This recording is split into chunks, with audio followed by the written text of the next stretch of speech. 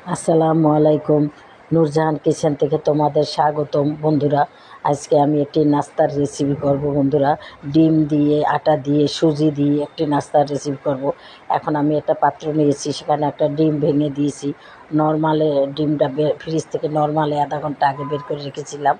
এখন বন্ধুরা 1 কাপ চিনি দিয়ে দিয়েছি। চিনিটা যদি গুঁড়া করে দিতাম ভালো হতো বন্ধুরা, কিন্তু আমার হাতে সময় নাই, তাই আমি চিনিটা এভাবেই দিয়েছি।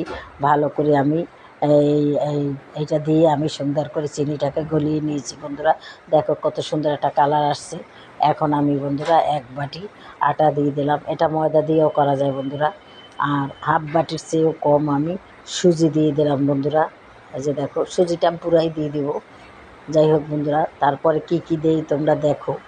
এটা বিস্কুট, একটা বিস্কুটও বলা যায়, আবার একটা নাস্তাও বলা যায় বন্ধুরা। যাই হোক, এখন বন্ধুরা কিছুটা বেকিং সোডা দেবো আমি। সামান্য একটু বেকিং সোডা দিয়ে দেবো, তাহলে বিস্কুটটা ফেটে ফেটে যাবে সুন্দর একটা স্বাদ মতো। কিছুটা লবণ দিয়ে দিয়েছি বন্ধুরা। আর এখন আমি কিছুটা তেল দেবো, সয়াবিন তেল দেবো। ইচ্ছা করলে ঘিও দেওয়া যায় বন্ধুরা। ইচ্ছা করলে তোমরা ঘি দিতে পারো, বাটার দিতে পারো, এটা যার যার ইচ্ছা। আর যার যার তো যা যা হাতের কাছে আছে সেটাই দেবো। আমার হাতের কাছে তেল আছে, আমি তেলটাই দেবো। এখন বন্ধুরা আমি নাড়াচাড়া করে সুন্দর করে হাত দিয়ে বেটারটাকে আমি একটা বেটার তৈরি করে নেব। আগে শুকনা উপকরণগুলো মেখে নিয়েছি। দেখো আমার বেটারটা করা হয়ে গেছে। দেখো কত সুন্দর নরম তুলতুলে হয়েছে। এখন আমি এটাকে ছুরি দিয়ে 2 ভাগ করে নেব বন্ধুরা। একটা ভাগ আমি আলাদা করে রাখবো, আর একটা আমি গোল করে নেব। সুন্দর করে গোল করে সামান্য একটু আটা দিয়ে এটাকে বেলে নেব। বেশি পাতলা না, বেশি মোটা না, এরকম একটা রুটির মতো করে বেলে নেব। সামান্য আটা ছড়িয়ে দিলাম। এখন বন্ধুরা আমি সুন্দর করে এটাকে বেলে নেব। দেখো, দেখো এই যে এই রকমের মোটা থাকবে। এর চেয়ে একটু মোটাও থাকলেও সমস্যা নাই বন্ধুরা, কিন্তু বেশি পাতলা করা যাবে না।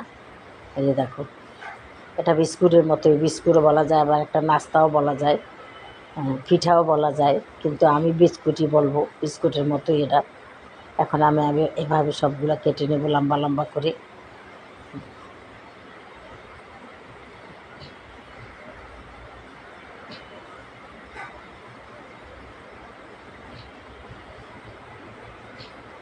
এখন আমি ছুরি দিয়ে তেসিভাবে কেটে নেব বন্ধুরা। এটা হলো তোমাদের ইচ্ছা, তোমরা যে কোনো শেপে এটা কাটতে পারো। আজকে আমি এই শেপে কাটবো বন্ধুরা।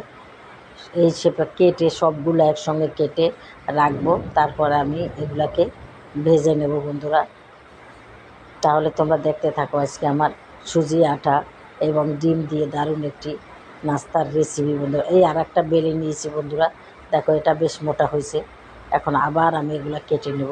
সাইড দিয়েও কতটুকু কাটবে, এটা বেশি মোটা হয়ে গেছে, সাইড দিয়ে কিছুটা কেটে বাদ দিব। দেখো বন্ধুরা আমার কাটা হয়ে গেছে সবগুলা। এখন আমি ফ্রাই প্যানে তেল দিয়েছি। ফ্রাই প্যান তেল দিয়ে এখন আমি নাস্তাগুলোকে সুন্দর করে ভেজে নেব বন্ধুরা। বন্ধুরা বাইরে বৃষ্টি হচ্ছে, তাই বৃষ্টির আওয়াজ আসছে, তোমরা কিছু মনে করিও না বন্ধুরা। বন্ধুরা আমার ভুল ত্রুটির জন্যে আমাকে ক্ষমা করে দেবে, এবং কোথায় কোথায় ভুল হয়েছে তোমরা আমাকে কমেন্ট করে জানিয়ে যাওয়া, তাহলে সেই ভুলগুলো আমি শুধরে নেব বন্ধুরা। আর কে কোথা থেকে আমার এই ভিডিও দেখো বন্ধুরা, অবশ্যই আমাকে কমেন্ট করে জানাবা, তাহলে বন্ধুরা আমি বুঝতে পারবো কে কোন ডিস্ট্রিক্ট থেকে আমার এই ভিডিওগুলো তোমরা দেখো বন্ধুরা। যাই হোক, দেশ ও দেশের বাইরে যারা আছো তোমাদেরকে জানাই অনেক অনেক ধন্যবাদ। এত কাজের মাঝেও তোমরা আমাদের ভিডিওগুলো বন্ধুরা দেখো। এখন দেখো বন্ধুরা আমি উল্টিয়ে দিছি, দেখো কত সুন্দর ফুলে গেছে। দেখো ফেটে ফেটে যাবে বিস্কুটগুলো কিছুটা। দেখতে কত লোভনীয়, খেতেও ঠিক সেই রকমের বন্ধুরা। আমি আশা করি না যে এত মজা হবে এই বিস্কুটটা। এই যে তোমরা পানি দিয়ে মেখেছো, ইচ্ছা করলে তোমরা দুধ দিয়েও মাখতে পারতা, এটা তোমাদের ইচ্ছা। কিংবা কোনো নারকেলের গুঁড়াও দিতে পারতা। তাহলে দেখো বন্ধুরা, এই যে আমার আসল, তাহলে এই যে আমার বিস্কুটের আসল রূপটা বন্ধুরা দেখো তোমাদের কেমন লাগে। যদি ভালো লেগে থাকে বন্ধুরা, তাহলে অবশ্যই আমাকে একটা লাইক দেবে, আর আমার চ্যানেলটাকেও সাবস্ক্রাইব করে দেবে এবং শেয়ার করে দেবে। তাহলেই আমি সুন্দর সুন্দর ভিডিও নিয়ে আমি আসতে পারবো বন্ধুরা। তোমরা যে যেখানে থাকো ভালো থাকো। তাহলে আজকের মতো রাখি বন্ধুরা। আসসালামু আলাইকুম। আর আসো আমরা সবাই যারা মারা গেছে বাচ্চারা, তাদের জন্য দোয়া করি এই রকমের ঘটনা জানি আর জীবনে না ঘটে। আর ওর বাবা মার জন্য দোয়া করি ওরা জানি এই শোক ভুলে যায়।